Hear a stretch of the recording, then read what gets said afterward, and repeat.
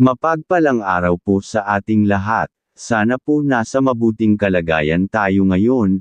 Huwag po natin kalimutan na suportahan ang ama ng Kalingap na si Kuya Val Santos matubang anak nito na si Kalingap Rab, Ate Edna Vlogs at Jack Tapia para mas marami pa po ang ating matulungan na mga kababayan nating mahirap.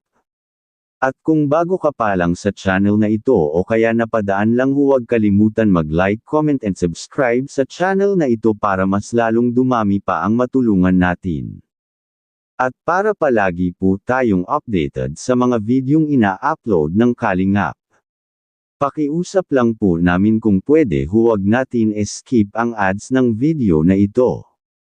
Kasi malaking tulong na po yan sa lahat ng mga tinutulungan natin. Kagaya na lang po sa mga need talaga pabuhayan ng Kalingap lalo na po sa mga walang sponsor, nagdahil po sa revenue natin yan po ang ating naitutulong sa mga bagong na scout po natin, at sa mga beneficiary po natin na kailangan nila makapag-aral na walang kakahayan para alin ng mga magulang, kaya sana po patuloy ninyo kaming tulungan hanggat marami pa ang nanonood sa amin. Patuloy po kami na magbablog. Narito po ang bagong update sa Tres Marias, panoorin po natin. Ito lang ako. Bea, dito ka muna. Bea? So,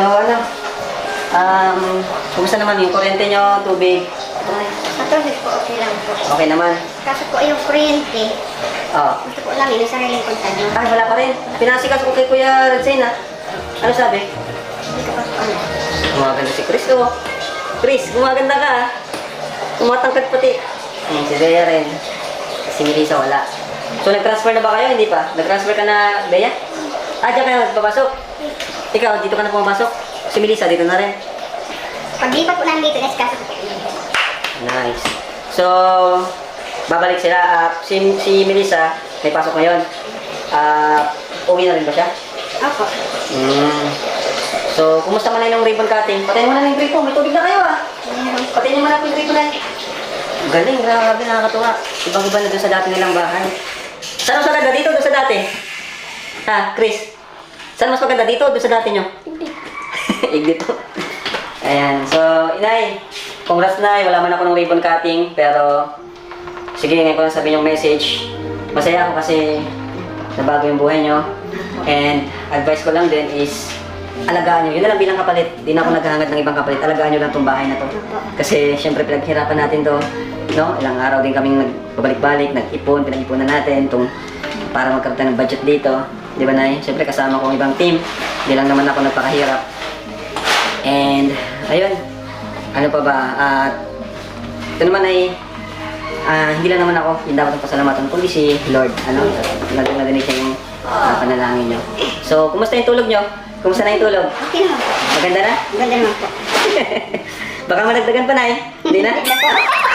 Si tatay pa lang. Nasa bundok po katrabaho. Hanggang ngayon talaga si tatay, no? Nasa bundok pa rin kahit may bagong bahay na. Ayun. So, Chris, Bea, halika. Ayan. Gusto ko lang marinig yung mensahe nyo kay Kuya Rab nyo kasi wala ako ng ribbon cutting, eh. Anong gusto nyo sabihin kay Kuya Rab? Kasi ang ganda ng bahay nyo. Ikaw muna, Bea. Anong gusto sabihin? Thank you po, Kuya. Kasi po maganda na yung bahay niya. Hindi lang basta maganda, matibay pa. Ano? Saka nag-ano ko dito kasi may parating na bagyo. Ano? So, safe naman kayo dito. So, ikaw, Chris. Anong gusto mo sabihin, Chris? Ha? Tahimik pa rin si Chris. Okay ka lang, Chris. Kanina ikaw yung madaldal. O, anong gusto mo sabihin, Chris? Ha? So, sa ano na, pagkain po, kumusta? Okay naman po. Okay naman. May binigay ba sa inyo ribbon cutting? Wala. Bigas lang po. Bigas? Kailangan na ako, bibigyan ko po kayo kasi magbabagyo. Sige, kuya, magtakal na kayo dyan. Magtakal-takal na kayo. Ayan na eh. Kuya. Ano nyo, alawas, no? And, dito na actually, meron kaming handa dito. Ayan, matakal tayo. Sige na kuya, start na kayo.